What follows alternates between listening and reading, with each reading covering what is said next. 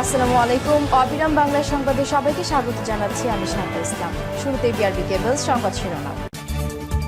জানিয়ে দেব হাতে পাওয়া সর্বশেষ গুরুত্বপূর্ণ আন্তর্জাতিক সংবাদ। প্রথমে জানিয়ে দিচ্ছি ফিলিস্তিনিদের গাজা ছাড়ার নির্দেশ ইসরায়েলের। গাজা সিটিতে বসবাসরত ফিলিস্তিনিদের শহর ছাড়ার নির্দেশ দিয়েছে ইসরায়েলি বাহিনী। বুধবার ফিলিস্তিনি উপত্যকার প্রধান শহরটিতে তীব্র সামরিক অভিযানের মধ্যে এই নির্দেশনার হাজার হাজার লিফলেট বিলি করেছে দখলদার বাহিনী।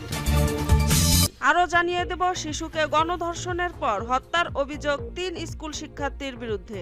৮ বছরের এক স্কুল শিক্ষার্থীকে গণধর্ষণের পর হত্যার অভিযোগ উঠেছে একই স্কুলের ৩ সিনিয়র বিরুদ্ধে। ভারতের অন্ধ্রপ্রদেশের নান্দিয়ালা জেলায় ঘটেছে এই ঘটনা। দেশটির পুলিশ জানিয়েছে অভিযুক্তদের বয়স ১২ থেকে ১৩ বছরের মধ্যে।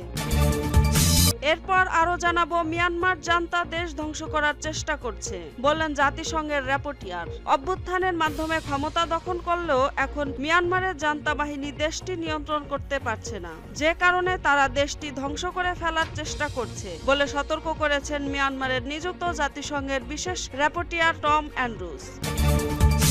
আরো জানিয়ে দেব তাইওয়ানের আকাশে ৬৬টি চীনা যুদ্ধবিমান। তাইওয়ানের আকাশে ২৪ ঘন্টায় ৬৬টি চীনা যুদ্ধবিমান অনুপ্রবেশ ঘটিয়েছে। তাইওয়ানের প্রতিরক্ষা মন্ত্রণালয় গতকাল বৃহস্পতিবার এ খবর জানিয়েছে, যা এই বছরের সর্বোচ্চ রেকর্ড। মাত্র একদিন আগেই তাইওয়ানের কাছাকাছি সামরিক মহড়াও চালিয়েছে বেইজিং। এবং সর্বশেষ খবর, সন্ত্রাসবাদের দায়ে ৫৩ ব্যক্তিকে সাজা দিল আরব আমিরাত। সন্ত্রাসবাদের অভিযোগে ৫৩ ব্যক্তিকে দোষী সাব্যস্ত করেছে সংযুক্ত আরব আমিরাতের ফেডারেল আপিল আদালত। এতক্ষণে শুনছিলেন সংবাদ শিরোনাম, এবার থাকছে বিস্তারিত। প্রিয় দর্শক, যদি চ্যানেলটিতে নতুন হয়ে থাকেন তাহলে প্লিজ চ্যানেলটি সাবস্ক্রাইব করে সঙ্গেই থাকুন। ফিলিস্তিনিদের গাজা ছাড়ার নির্দেশ ইসরায়েলের। গাজা সিটিতে বসবাসরত ফিলিস্তিনিদের শহর ছাড়ার নির্দেশ দিয়েছে ইসরায়েলি সেনাবাহিনী। বুধবার ফিলিস্তিনি উপত্যকার প্রধান শহরটিতে তীব্র সামরিক অভিযানের মধ্যে এই নির্দেশনার হাজার হাজার লিফলেট বিলি করেছে দখলদার বাহিনী। বাহিনীর বিলিকৃত লিফলেটে বলা হয়েছে, গাজা সিটি থেকে দেইর আল বালা এবং আল জাওয়ায়া আশ্রয়কেন্দ্রে দ্রুত ও বিনা তল্লাশিতে ২টি নিরাপদ সড়ক দিয়ে যাওয়া যাবে। গাজা সিটির সবাইকে উদ্দেশ্য করে বিলি করা লিফলেটগুলোতে শহর থেকে নিরাপদ এলাকায় যাওয়ার রাস্তা নির্দেশ করা হয়েছে। এতে সতর্ক করা হয়েছে শহরটি একটি বিপজ্জনক যুদ্ধক্ষেত্র থাকবে বলে, কারণ সেনাবাহিনী হামাস লক্ষ্যবস্তুতে আঘাত হানছে। ইসরায়েলে গত ২৭ জুন শহরের একটি অংশে প্রথম আনুষ্ঠানিক উচ্ছেদের নির্দেশ জারি করেছিল, পরে আরও ২টি নির্দেশ জারি করা হয়। এদিকে গাজার দক্ষিণাঞ্চলে খান ইউনিস শহরের নিকটবর্তী আবাসন আল কাবিরা শহরে এক স্কুল সংলগ্ন শরণার্থী শিবিরে ইসরায়েলের বিমান হামলায় অন্তত ২৯ জন নিহত হয়েছেন। নিহতদের অধিকাংশই নারী ও শিশু বলে জানিয়েছেন ফিলিস্তিনি চিকিৎসা কর্মকর্তারা। গাজার স্বাস্থ্য মন্ত্রণালয় জানিয়েছে, মঙ্গলবার খান ইউনিসের পূর্ব দিকের আবাসন শহরে আল আউদা স্কুলের গেটের পাশেই আঘাত হানে ইসরায়েলি বিমান। এ নিয়ে ৪ দিনের মধ্যে চতুর্থবারের মতো গাজার আরেকটি স্কুল ভবনে আঘাত হানল ইসরায়েল, যেটি একটি আশ্রয় শিবির হিসেবে ব্যবহৃত হচ্ছিল। ইসরায়েলের সামরিক বাহিনী জানিয়েছে, নির্ভুল অস্ত্র ব্যবহার করে হামাসের সামরিক শাখার এক সন্ত্রাসীর অবস্থান লক্ষ্য করে হামলাটি চালানো হয়েছে। শিশুকে গণধর্ষণের পর হত্যার অভিযোগ ৩ স্কুল শিক্ষার্থীর বিরুদ্ধে। ৮ বছরের এক স্কুল শিক্ষার্থীকে গণধর্ষণের পর হত্যার অভিযোগ উঠেছে একই স্কুলের ৩ সিনিয়রের বিরুদ্ধে। ভারতের অন্ধ্রপ্রদেশের নান্দিয়ালা জেলায় ঘটেছে এই ঘটনা। দেশটির পুলিশ জানিয়েছে, অভিযুক্তদের বয়স ১২ থেকে ১৩ বছরের মধ্যে। ইতিমধ্যে অভিযুক্ত ৩ জনকে আটক করা হয়েছে। তারা পুলিশকে জানিয়েছে, ভুক্তভোগীর লাশ তারা সেচ খালে ফেলে দিয়েছে, তবে এখন পর্যন্ত লাশ উদ্ধার করতে পারেনি পুলিশ। প্রতিবেদনে বলা হয়েছে, গত রোববার থেকে ৩য় শ্রেণীর ওই শিক্ষার্থীকে খুঁজে পাওয়া যাচ্ছিল না। এ নিয়ে তার বাবা স্থানীয় থানায় নিখোঁজ অভিযোগ দায়ের করে। তিনি পুলিশকে জানান, তার মেয়ে মুসুমারি পার্কে খেলছিল, কিন্তু এরপর আর বাড়ি ফেরেনি। অভিযোগ পাওয়ার পর পুলিশ স্থানীয়দের জিজ্ঞাসাবাদ করে এবং তল্লাশি অভিযান চালায়, তবে কোনোভাবেই ওই শিক্ষার্থীকে খুঁজে পাওয়া যাচ্ছিল না। এরপর পুলিশের কুকুর অভিযুক্ত ৩ নাবালককে চিহ্নিত চিহ্নিত করতে সাহায্য করে। এদের মধ্যে 2 জন ষষ্ঠ শ্রেণীর শিক্ষার্থী, 2 জনেরই বয়স 12। আরেক অভিযুক্ত শিক্ষার্থীর বয়স 13 বছর এবং সে সপ্তম শ্রেণীতে পড়ে। পুলিশ বলেছে সবাই একই স্কুলের শিক্ষার্থী। জিজ্ঞাসাবাদের সময় 3 কিশোর ওই শিক্ষার্থীকে ধর্ষণের পর হত্যার কথা স্বীকার করেছে। অভিযুক্ত 3 জন পুলিশকে জানায় তারা ভুক্তভোগীকে পার্কে খেলতে দেখে এবং তার সঙ্গে যোগ দেয়। এরপর তারা তাকে মুসুমারি লেকের কাছে নির্জন এলাকায় নিয়ে যায়, সেখানেই তাকে ধর্ষণ করে।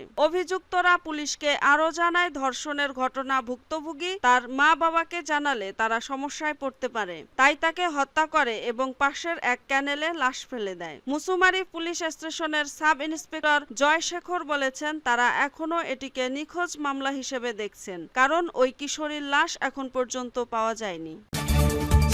মিয়ানমার জান্তা দেশ ধ্বংস করার চেষ্টা করছে, জাতিসংঘের র্যাপোর্টিয়ার। অভ্যুত্থানের মাধ্যমে ক্ষমতা দখল করলেও এখন মিয়ানমারের জান্তা বাহিনী দেশটি নিয়ন্ত্রণ করতে পারছে না, যে কারণে তারা দেশটি ধ্বংস করে ফেলার চেষ্টা করছে বলে সতর্ক করেছেন মিয়ানমারের নিযুক্ত জাতিসংঘের বিশেষ র্যাপোর্টিয়ার টম অ্যান্ড্রুস। 2021 সালের 1 ফেব্রুয়ারি অভ্যুত্থানের মাধ্যমে গণতান্ত্রিকভাবে নির্বাচিত সরকারকে হটিয়ে মিয়ানমারের ক্ষমতা দখল করে দেশটির সেনাবাহিনী। অভ্যুত্থান রক্তপাতহীনভাবে হলেও কয়েকদিন পর দক্ষিণ পূর্ব এশিয়া দেশটিতে রক্তাক্ত বিক্ষোভ ছড়িয়ে পড়ে। অভ্যুত্থানের পর দেশটির উত্তরাঞ্চলে যে লড়াই ছড়িয়ে পড়েছিল তা বন্ধে চীনের উদ্যোগে এবছর জানুয়ারিতে একটি যুদ্ধবিরতি চুক্তি সই হয়েছিল। ওই চুক্তিকে অকার্যকর করে দেশটির জাতিগত সংখ্যালঘুদের সশস্ত্র বিদ্রোহী দলগুলোর একটি জোটের সঙ্গে মিয়ানমার সেনাবাহিনীর লড়াই চলছে।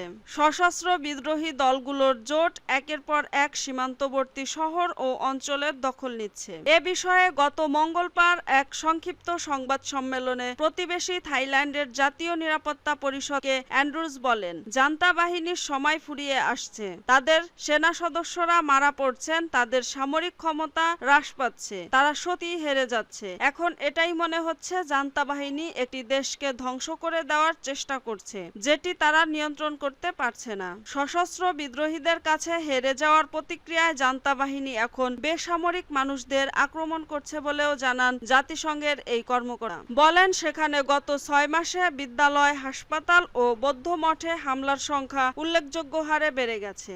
এ সংখ্যা অনেক অনেক বেশি। তাইওয়ানের আকাশে 66টি চীনা যুদ্ধবিমান। তাইওয়ানের আকাশে 24 ঘন্টায় 66টি চীনা যুদ্ধবিমান অনুপ্রবেশ ঘটিয়েছে। তাইওয়ানের প্রতিরক্ষা মন্ত্রণালয় গতকাল বৃহস্পতিবার এ খবর জানিয়েছে, যা এই বছরের সর্বোচ্চ রেকর্ড। মাত্র একদিন আগেই তাইওয়ানের কাছাকাছি সামরিক মহড়াও চালিয়েছিল বেইজিং। তারপর দিনই তাইওয়ানের আকাশে অনুপ্রবেশ ঘটনা ঘটিয়েছে চীন। তাইপেই ঠিক একদিন আগেই দ্বীপের চারপাশে চীনা যুদ্ধবিমানগুলোকে দেখেছিল। বুধবার বেইজিং দাবি করেছিল ওই যুদ্ধবিমান PLA বিমানবাহী রণতরী শানডং-এর সঙ্গে অনুশীলনের জন্য প্রশান্ত মহাসাগরের দিকে যাচ্ছিল। এদিকে বৃহস্পতিবার এক বিবৃতিতে তাইওয়ানের প্রতিরক্ষা মন্ত্রণালয় জানিয়েছে, আজ সকাল 6টা পর্যন্ত তাইওয়ানের আশেপাশে 66টি PLA বিমান এবং 60টি চীনা জাহাজ শনাক্ত হয়েছে। এর মধ্যে 56টি যুদ্ধবিমান সংবেদনশীল মধ্যরেখা অতিক্রম করেছে। এর আগে গত মে মাসে বেইজিং তাইওয়ানের আশেপাশে 62টি যুদ্ধবিমান এবং 27টি নৌযান পাঠিয়েছিল। দেশটির সামরিক বিশেষজ্ঞ সুজু ইউন বলেছেন, সাম্প্রতিক সময়ে তাইওয়ানের রাজনৈতিক উন্নয়নের প্রতিক্রিয়া হিসেবে চীন তাদের সর্বশেষ শক্তি প্রদর্শন করেছে। তাইওয়ানের রাজনৈতিক উন্নয়নের মধ্যে ছিল তাইওয়ানে ওয়াশিংটনের নতুন ডি ফ্যাক্টো রাষ্ট্রদূতের সঙ্গে বৈঠক এবং বুধবার লাইয়ের সঙ্গে বৈঠকের সময় তাইপের প্রতি তার সমর্থন। তাইওয়ানের প্রতিরক্ষা মন্ত্রণালয় জানিয়েছে তারা পরিস্থিতি নজরে রাখছে এবং উপযুক্ত প্রতিক্রিয়া দেখানো হবে। স্বশাসিত গণতান্ত্রিক তাইওয়ান নিজেদের স্বাধীন দ্বীপ মনে করলেও চীন তার নিজের ভূখণ্ডের অংশ হিসেবে দাবি করে। সন্ত্রাসবাদের দায়ে 53 ব্যক্তিকে সাজা দিল আরব আমিরাত। সন্ত্রাসবাদের অভিযোগে 53 ব্যক্তিকে দোষী সাব্যস্ত করেছে সংযুক্ত আরব আমিরাতের ফেডারেল আপিল আদালত। এতে বলা হয়, দোষী সাব্যস্ত ব্যক্তিদের বিরুদ্ধে অভিযোগ হচ্ছে তারা সকলেই মিশরের ইসলামপন্থী রাজনৈতিক দল মুসলিম ব্রাদারহুডের সঙ্গে সংযুক্ত রয়েছে। অভিযুক্তদের সকলকেই বিভিন্ন মেয়াদে শাস্তি দিয়েছে আদালত। বিশেষ করে ওই 53 জনকে যাবজ্জীবন কারাদণ্ড সহ আর্থিক জরিমানা করা হয়েছে। হয়েছে। আরব আমিরাতে সন্ত্রাসবাদে সংশ্লিষ্টতা ও অর্থায়নের দায়ে 43 জনকে যাবজ্জীবন কারাদণ্ড দেওয়া হয়েছে। এছাড়া 5 জনকে 10 বছর ও অন্য 5 জনকে 15 বছরের কারাদণ্ড দেওয়া হয়েছে। এর পাশাপাশি মুসলিম ব্রাদারহুডকে অর্থায়নের দায়ে আরব আমিরাতের প্রায় 6টি বহুজাতিক বাণিজ্যিক প্রতিষ্ঠানকে প্রায় 2 কোটি দিরহাম জরিমানা করেছে আদালত। এছাড়া ওই প্রতিষ্ঠানগুলোর সম্পদ বাজেয়াপ্তের নির্দেশ দেওয়া হয়েছে এবং তাদের কার্যক্রম বন্ধের নির্দেশ দেওয়া হয়েছে। উল্লেখ্য, 2013 সালে সন্ত্রাসবাদ ও সন্ত্রাসীদের সঙ্গে সংশ্লিষ্টতার অভিযোগে আমিরাতের বিভিন্ন রাজ্য থেকে শতাধিক নাগরিককে গ্রেপ্তার করে পুলিশ। তাদের সকলের বিরুদ্ধে অভিযোগ গঠন করে আদালত। পরে সেখানে 94 জন দোষী সাব্যস্ত হন, যাদেরকে বিভিন্ন মেয়াদে কারাবাস দেওয়া হয়েছে।